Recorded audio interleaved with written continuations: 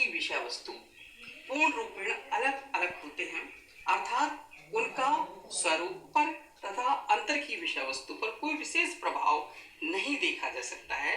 ठीक उसी प्रकार से समाजशास्त्र के अंतर्गत भी सामाजिक घटनाओं का बाह्य स्वरूप एवं अंतर की विषय वस्तु के अंतर्गत कोई प्रभाव नहीं देखा जा सकता। इन्होंने समझाने का प्रयास किया कि जिस प्रकार 3 बोतलें हैं, एक में पानी, दूध एवं अन्य वस्तु भरी हुई है, यदि हम अंतर की विषय वस्तु पानी दूध को खाली कर दें तो बोतल के बाह्य स्वरूप पर कोई विशेष अंतर नहीं देखा जा सकता। ठीक उसी प्रकार बोतल के बाह्य स्वरूप का अंतर की विषय वस्तु पर भी कोई प्रभाव नहीं देखा जा सकता। ठीक उसी प्रकार वीरकांत भी जॉर्ज सिमेल के समान ही समाजशास्त्र को एक स्वतंत्र विज्ञान बनाने का प्रयास करते हैं।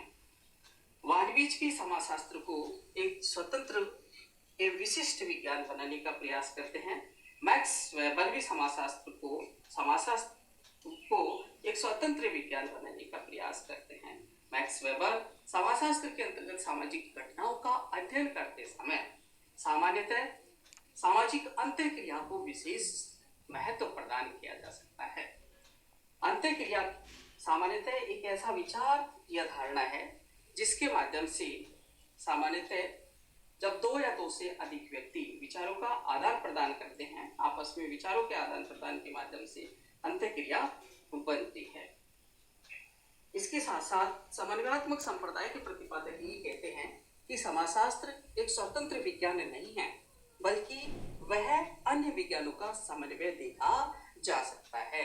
अर्थात इसके अंतर्गत स्वतंत्र रूप से अभिव्यक्त करना पूर्ण रूपेण संभव नहीं हो पाता है, क्योंकि समन्वयात्मक संप्रदाय के समाजशास्त्री समाज को एक सामाजिक सावयव अर्थात शरीर संरचना के माध्यम से समझाने का प्रयास करते हैं। वो कहते हैं कि शरीर का निर्माण विभिन्न प्रकार के अंगों या इकाइयों के समन्वय के माध्यम से देखा जा सकता है। यदि शरीर से अंगों को पृथक पृथक कर दिया जाए तो उन अंगों का कोई विशेष महत्व नहीं रह पाता है। ठीक उसी प्रकार समाज के अंतर्गत की सभी इकाइयां मिलकर समन्वय के आधार पर कार्य करने का प्रयास करती हैं। यह समन्वयात्मक संप्रदाय के प्रतिपादक हाबाउस, दुर्खिम, सोरोखिम आदि हैं। उन्होंने सामान्यतः समाज